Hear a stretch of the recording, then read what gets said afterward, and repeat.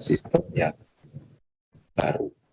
Jadi kita harus tahu pengguna itu nanti mau menggunakan aplikasi itu untuk apa saja, kebutuhannya untuk apa. Jadi kita di sini melakukan analisis kebutuhan.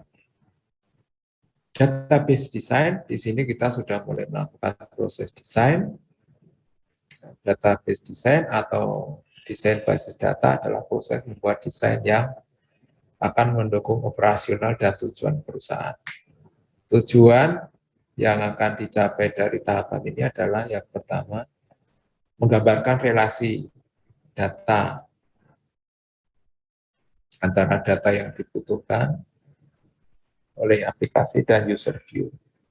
Kemudian yang kedua, menyediakan model data yang mendukung seluruh transaksi yang diperlukan. Menyediakan model datanya. Kemudian selanjutnya adalah menspesifikasikan desain dengan struktur yang sesuai. Nah, di sini kita sudah mulai tahapan desain yang benar. Contohnya ini hasil yang diperoleh ya. Kita bisa melihat hubungan antara tabel-tabel ini ya. Tabel ini dengan tabel ini, student dengan permanent address ya, ini hubungannya seperti apa ini ya, bisa ditunjukkan. Nah, kita mulai benar-benar di sini sudah mulai melakukan tahapan desain ya, yang real, tahapan yang real. Atau kalau kita menggunakan relational database misalnya seperti ini,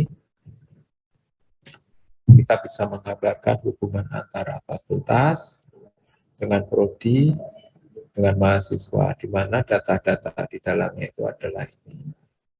Untuk fakultas, untuk prodi adalah ini, untuk mahasiswa adalah ini.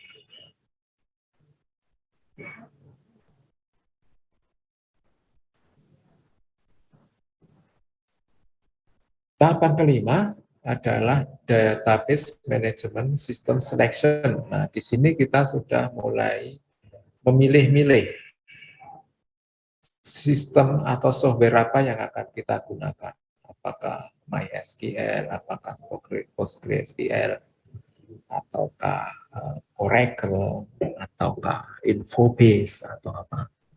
Ya, di sini kita sudah mulai memilih-pilih dan ada beberapa tahapan yang bisa dilakukan. Untuk itu, mendefinisikan waktu untuk melakukan studi, kita alokasikan waktu berapa lama untuk memilih software. Catat 2 atau 3 produk yang akan dievaluasi.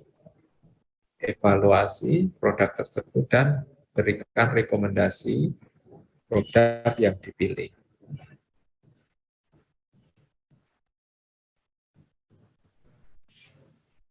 Kemudian yang keenam, application design. Desain aplikasi merupakan perencanaan user interface. Ya, di sini sudah mulai direncanakan. User interface dan program aplikasi yang menggunakan dan melakukan proses terhadap sistem.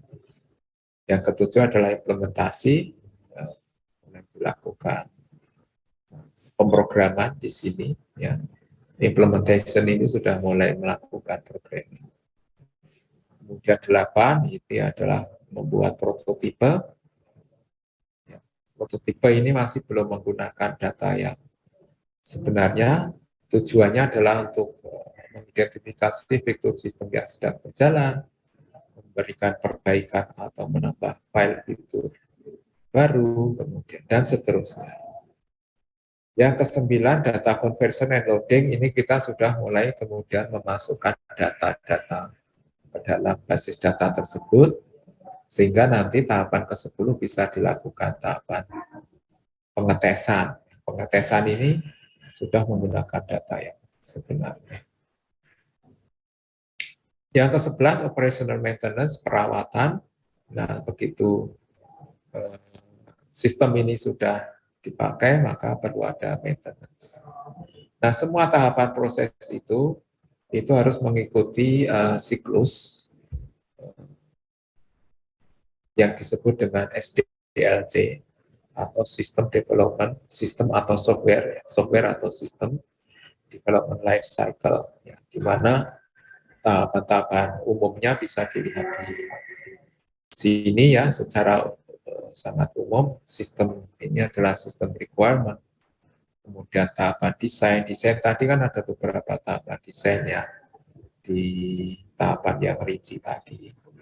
Implementation, kemudian testing, evolution ya. Evolution ini adalah upaya untuk melakukan perbaikan, ya, improvement. Ya, evolution ini adalah upaya untuk melakukan improvement.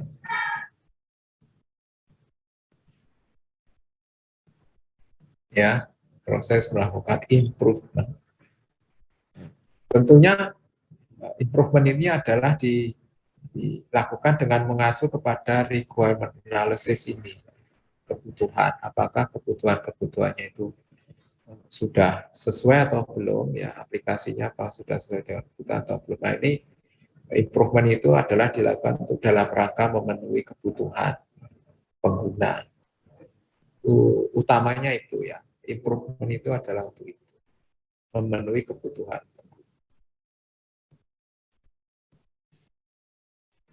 Oke, kalau kita melihat level abstraksi dari desain database itu ada beberapa, mulai dari physical level, conceptual level, dan view level.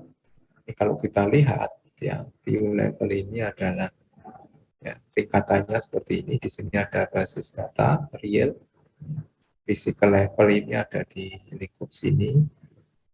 Kemudian conceptual level ada di atasnya. Nah, di sini ada view level ya. Ini hanya untuk melihat beberapa tingkatan aja ya. Atau kita bisa lihat di sini user, database management, dan physical. Ya. Di paling kiri ini ada user, DBMS ini ada di tengah, dan physical ini ada di database struktur. Ya.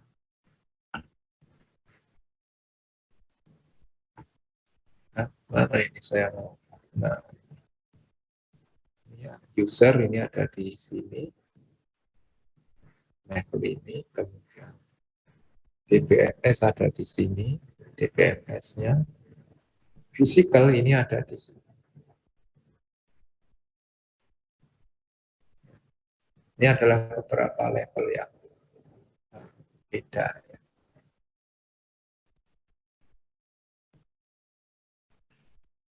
Oke, ini contoh skema database, skema owner. Ada beberapa, kita taruh ke bawah ini ada tables, beberapa tables. Ini ada beberapa constraint yang mengatur table. Ini ada table, ini diatur oleh constraint ya. Table bisa dilakukan, ditampilkan ke dalam beberapa view. Kemudian di sini ada pemindekan, dan ada prosedur-prosedur yang apa namanya, diterapkan. Nah, prosedur ini maksudnya adalah terkait dengan aturan-aturan ya, bagaimana pemanfaatan sistem basis data. Indeks ini adalah sistem pengindekan agar memudahkan, salah satunya mungkin untuk membantu pencarian data. Kemudian adik-adik juga mengenal tabel, tentunya tabel ini adalah unit utama penyimpanan data secara fisik dalam suatu basis data. Pada umumnya suatu database memiliki lebih dari satu tabel. Contohnya, ya ini contoh tabel ya. Ada di sini ada field, ada record, ya. Kemudian ada primary key field. Primary key adalah identitas unik tiap record dalam suatu tabel. Nilai primary key dapat dibuat secara manual atau otomatis. Ya. Ya, jadi primary key ini yang digunakan kemudian untuk melakukan relasi antar tabel ya. Biasanya seperti itu. Nah, kita bisa lihat di sini beberapa relasi yang dibuat di sini itu bisa menggunakan NP ya, antara tabel yang itu dengan ini. Kemudian ini ke sana itu bisa menggunakan NIP juga, atau ini juga bisa terhubung ke sana. Ya. Ini adalah contoh relational database. Oke, saya rasa itu adik-adik ya, yang bisa saya sampaikan sebagai pengantar pertemuan kita di pasca UTS tentunya ya. Kita ingin, terutama saya ingin memberikan penyamaan pemahaman dulu ya kepada adik-adik, jangan sampai pemahaman terkait basis data itu masih berbeda-beda ya.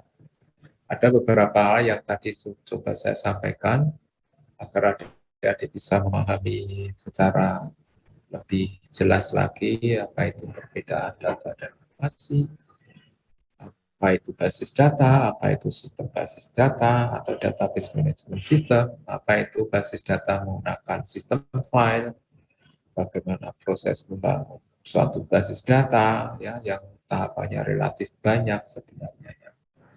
Dan seterusnya dan seterusnya. Mudah-mudahan adik-adik bisa lebih baik memahami tentang konsep basis data ini. Dan untuk perkuliahan selanjutnya tentunya minggu depan ini adalah Jumat, ini sudah mulai libur ya.